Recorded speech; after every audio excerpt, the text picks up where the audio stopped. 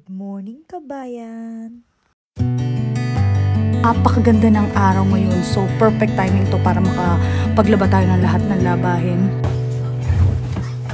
So, marami-rami pa tayong lalaban kasi ngayon lang umaraw. So, sasagadin ko na para kahit paano makatayo kami para by Thursday makapamalansya naman ako ng mga gamit namin mag-ina.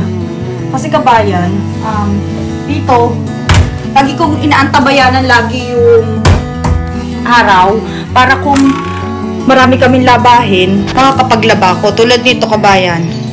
Yan, sobrang dami ko talagang labahin. So, may nakasampay na ako dun. Gumawa na rin ako ng sampayan. Dahil sa Pilipinas naman, sanay naman ako sa mga gawaing bahay. So, easy lang sa akin to. Medyo, nga to bonus kasi may washing machine, tapos meron tayong dryer. So, if ever, pwede tayo makapaglaba ng mas padali. Pero ang ginagawa ko kasi, tinatapat ko talaga na may araw para hindi naman sayang sa kuryente kung magda-dryer pa tayo kabayan.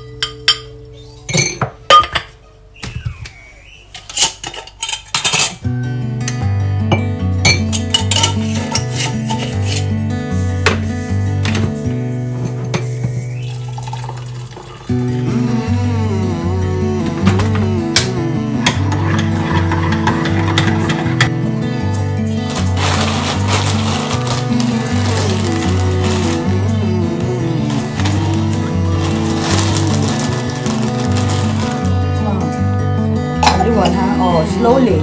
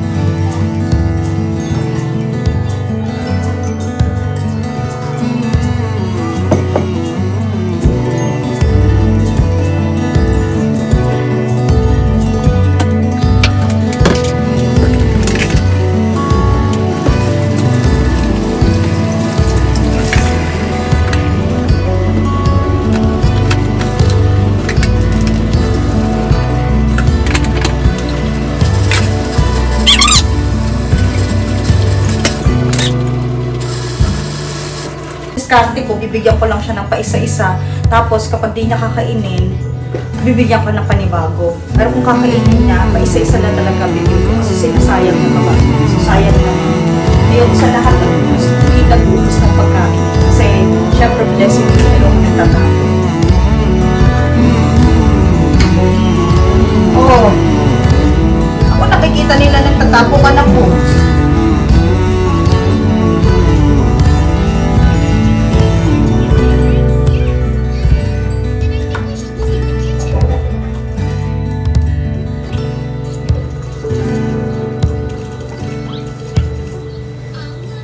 Kabayan, ito ang struggle ng nanay.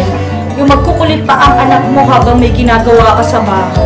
Hindi ka talaga makakatapos. So, kung nanay ka talaga, makaka-relate ka. So, ang init lagi ng ulo ng mga nanay. So, nare-realize ko paano pa yung mga nanay na problemado sa araw-araw nakakainin ng mga anak nila, kung anong pambabayad nila sa bills. So, sobrang hirap maging nanay. Ang dami mong gawain, tapos yung anak mo iiyak pa, gusto karga-karga. Paano ka naman kabayan magtatrabaho kung kakargahin mo yung anak mo? Maglalaba ka, magluluto, pero masasanay ka na lang na hindi mo alam paano mo ba nagagawa yung mga bagay-bagay na araw-araw na nangyayari. Lalagyan natin siya sa taas para sakali doon na lang siya maglaro.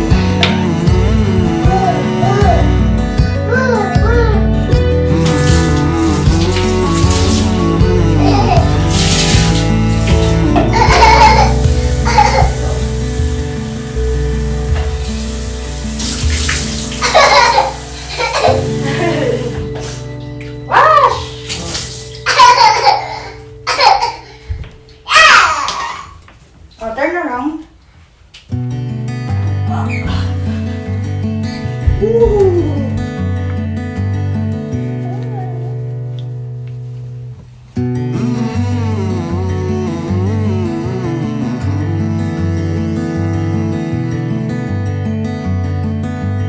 Sa mga nanay dyan, saludo ko sa inyo kung napakarami ng anak.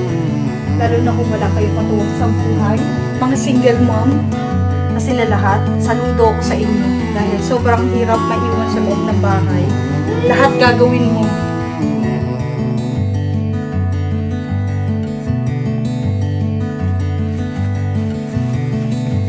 So, bihis lang muna siya. Pagkatapos nito, magliligpit-ligpit ako kasi ayaw niya na makalat sa loob ng playroom niya. So, ang gagawin ko, liligpitin ko para makapagkalat ulit siya.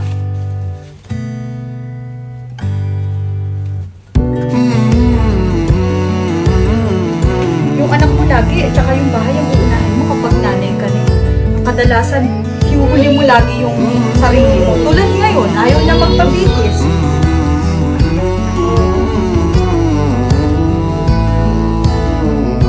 Short lang to, short.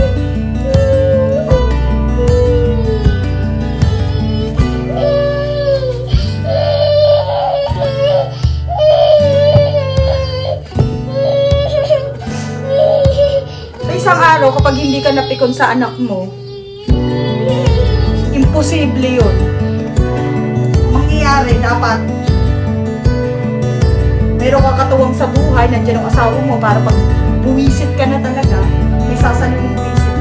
Kahit meron kang mapakalaking cross, o kaharap mo yung santo, kapag nagpupuwisit ka talaga sa anak mo, dahil sobrang gulo, tapos ayaw magpabihis, mabubuwisit ka talaga.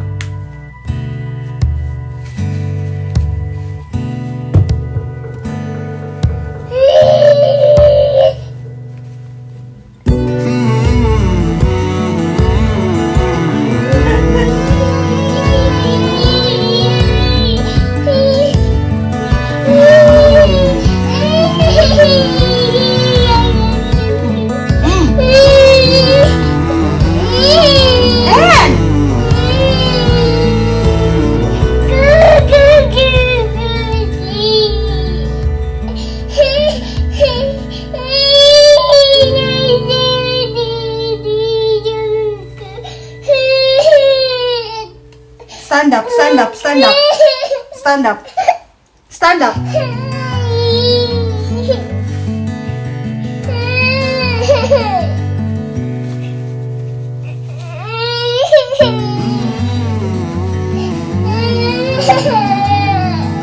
Tahan na, tahan na.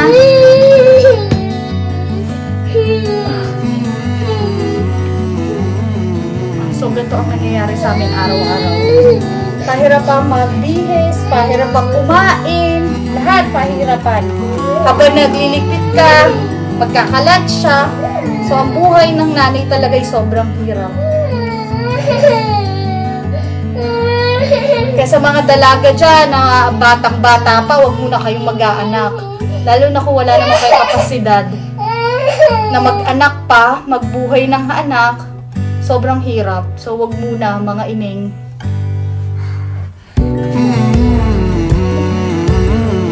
Pero binibigay na joy naman ng mga bata sa amin. Mga nanay, hindi naman kayang tumbasan ng mga buwisit. Dahil sobra-sobra naman talaga yung saya na binibigay sa amin ng bata. Nga lang talaga, hindi mo talaga kayang maiwasan na buwisit. Ngayon matulinan lang talaga hindi ko ni Alzil kasi may mga sipon kami ngayon eh. Kaya hindi siya pwede magbabad. Pero dati, hinahayaan ko siya no summer na siya lang. Andito, hindi ko siya. Mababaw lang naman kaya hindi ko hindi tanggal natin. Malulog siya. Anak, oh, tignan mo, oh. Nakikita nila ang kulit-kulit mo.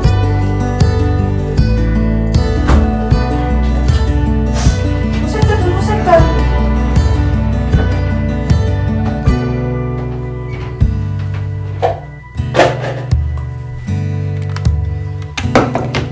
So, ayan kabayan.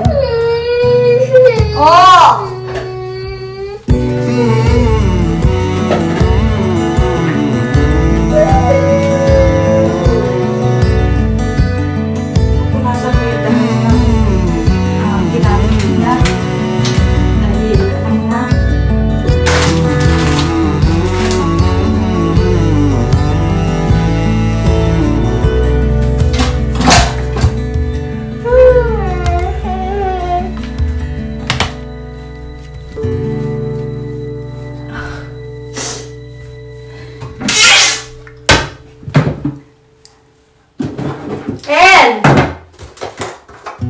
Kabayan, maglilinis naman ako ng CR.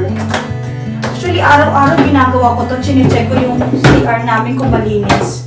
Kasi, tulad na sinabi ko, ayoko kasi nang nagagamit ng CR na hindi komportable. Lalo na, yung unang gumamit, malinis.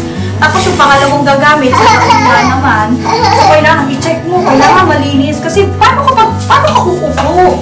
So, linis-linis lang naman. 3 CR namin. So, ang mangyayari, 3 CR yung nilinis mo araw. Maglilipit naman tayo ng kinalat ng anak ko dahil nasa kabilang kwarto naman siya. Sigurado ko doon naman siya magkakalat. So, bago siya pumunta dito, kailangan malinis naman itong mga laruan na para hindi naman nakakahiya sa mga boss natin, kabayan, na madumi. Grabe talaga ang buhay ng nanay. Kala mo, katulong ka kapag nasa bahay. Sinusundan mo lahat ng kilos nila.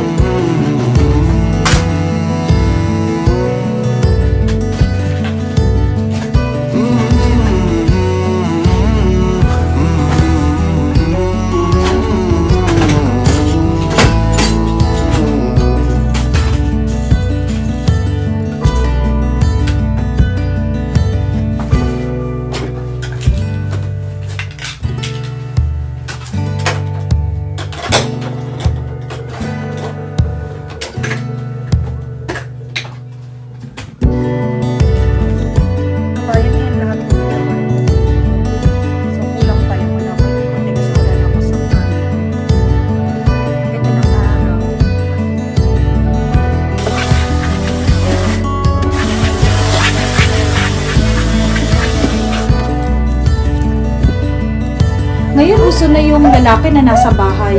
Wala naman akong kaso kung nasa bahay yung lalaki o ang babae. Kasi ang hirap din naman talaga na nasa bahay. Ang hirap din naman ng nasa labas para magtrabaho, para kumita ng pera. Ang mag-asawa ay nagtutulungan sa buhay para gumaan ang bawat responsibilidad ng bawat isa. Kaya kung minsan, kung sino ang naiiwan sa bahay, mababae, malalaki. Tapos dumating yung asawa na galing sa trabaho, kung hindi maiiwasang mainit ang ulo dahil sa gawain sa bahay. Minsan, buwan ng dalaw, may dalaw ka rin. Tapos, ang init-init ang ulo mo dahil yung nangyari nga sa maghapon. Squeak, squeak! Aww. Ball. Ball. Very good. Yan, kabayan. Ito ang libangan naming magnanay. Magbibigay siya sa akin ng books. Kailangan basahan ko siya kahit pa paano. Mama! Oh, that's a box. Where's the hedgehog? Oh, very good. It's not the sound. How about the cat? What's the sound of cat? Yeah, very good. No, that's a mouse. Where's the mouse? That's the mouse. Dormouse. Oh, very good. Where is the clouds? Very good. Where's the flowers? Very good. Oh, where's the ball? Ball. Very good. Where is the kitten? Very good. Oh, that's a what? Ano yan? Ah, kulingling ng meow. Mama! Ah, kabayan, malaking tulong sa isang nanay kapag ang nanay ay merong katuwang sa buhay, lalo na may tagalaba, taga-plancha, taga-linis, taga-alaga ng bata. Grabe yung sitting pretty na siguro ng isang misis kapag gano'n. Pero ako din naman ako nagre-request sa asawa ko kasi sanay naman ako sa gawain bahay. And makita ko lang na masaya yung anak ko, nakakatulog, nakakakain, nagkagawa ko yung dapat kong gawin sa loob ng bahay. Yun ay pahinga ko. Oh, ano yun? Well, hi! Bye! Yan na ang pahinga namin, mga nanay. Yan. Saya-saya kayo. Kahit mahirap, oh. Tamo, may sipon, no? May sipon ang oh! Through your mouth.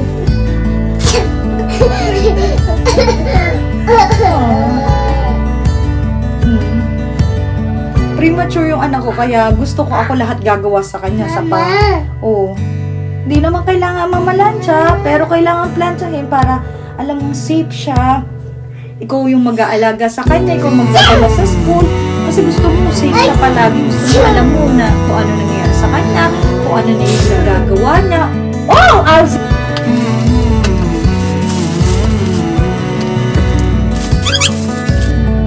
Ito lang kami habang nanonood.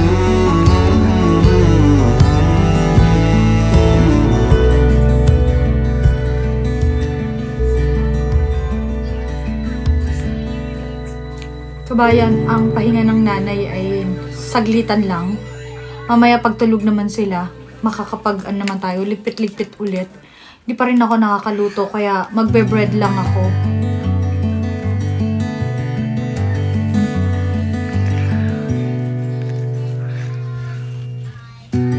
Siya muna uunahin natin. Mamaya na tayo.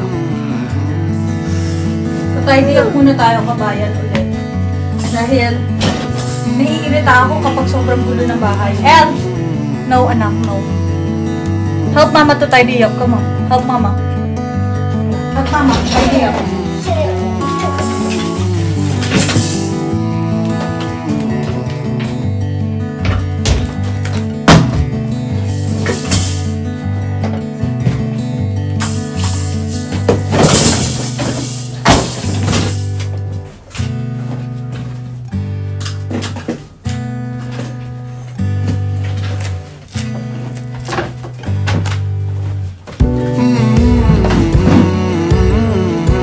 Alright, if you can help mama.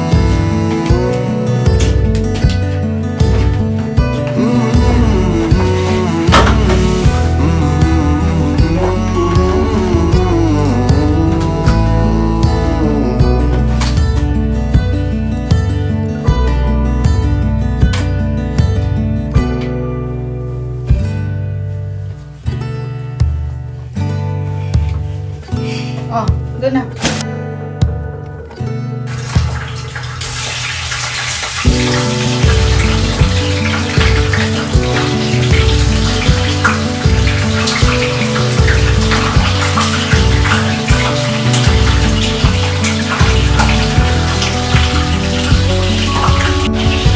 So habang hinihintay ko yung piniprito ko. Gusto ko lang i-share sa mga katulad kong nanay na naiiwan sa loob ng bahay. Nasaludo ako sa inyo, lalo na sa mga maraming anak, sa mga single mom, lalo na sa mga nanay na talaga namang kinakapos, sa lahat ng nanay na namumblema, sa lahat ng nanay na may pinagdadaanan. Saludo po ako sa inyo, napakatatag niyo po. Dahil hindi po biro ang maiwan sa bahay, sa lahat ng gawain, sa lahat ng pag-aalaga, sa lahat ng dapat natin gawin. Kaya malaking papasalamat ko po na kahit po paano nakakain ko kami ng 3 beses sa isang araw. Nagagampanan ko po ang bilang isang magulang, bilang asawa. Kaya kung ikaw, dalaga ka pa ngayon, i-enjoy mo yan dahil pagdating ng panahon na meron ka ng sariling pamilya, yung focus mo sa bahay, yung focus mo sa pamilya. May mga babae na nagtatrabaho habang nagtatrabaho pa rin sa loob ng bahay. Pag uwi, sobrang hirap nun, alam ko, para sa kanila dahil habang nasa trabaho sila, iniisip na nila kung ano gagawin nila sa bahay, kung ano ginagawa ng anak nila. Para lang kumita ng pera, minsan gumagawa ka ng paraan para lumayo sa pamilya mo, pupunta pa sa abroad. So sa lahat ng mga sakripisyo ng mga magulang, maraming salamat po. At ngayon, magluluto muna ako habang tulog yung anak ko, habang ang init-init sa labas at matuyo ang sampay ko't mamaya alam niyo na mga kabayan, makapagtupi-tupi naman. So, ang ano ko talaga, routine ko, puro trabaho sa bahay. Kung napansin niyo, isang beses pa lang ako kumain. Kasi, parang feeling ko, yung pakonti-konting tira ng anak ko sa pagkain, yun yung kinakain ko Sa iyo ko ang magtapon ng pagkain. Kung ano kinakain ni Azil kadalasan na hindi niya maubos, kundi naman niya kainin, ako ang kakain para sa kanya. Dahil sayang naman po yung blessing na natatanggap namin. So, wait na lang muna natin yung pagpiprito.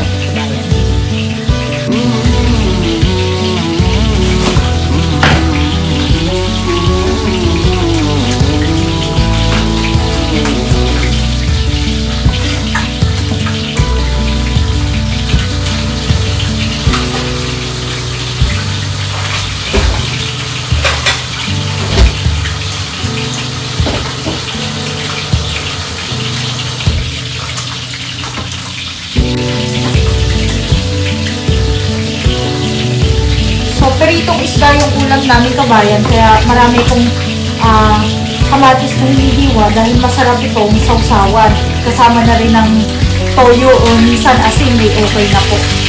Yung anak ko, ginagawa ko na lahat ng pwede kong gawin dahil pagising niya, kadalasan makulit siya, kailangan may time ka naman para sa kanya na hindi mo na ito gagawin.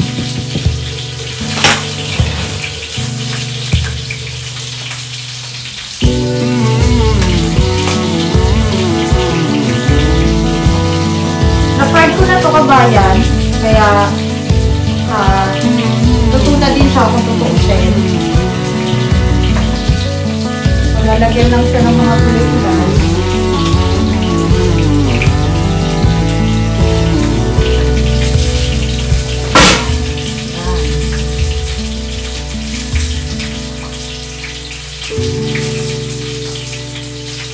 Sibuyas.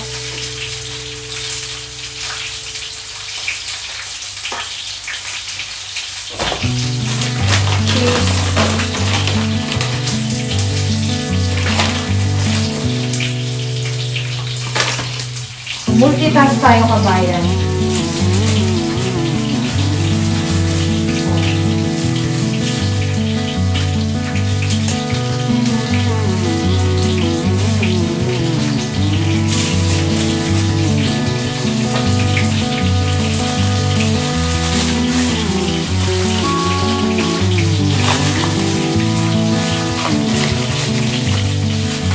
Ito na yan. So kabayan, dito na muna po nagtatapos ang vlog natin. Please like, subscribe, and comment down below and share po natin. Kung meron pa po kayong gustong ipagawa sa akin o gustong maging content ko, i-comment nyo lang po. Hanggang ngayon, nagpapasalamat po ako sa lahat na nanonood, sa lahat na nagsusubscribe. Thank you po. Bye!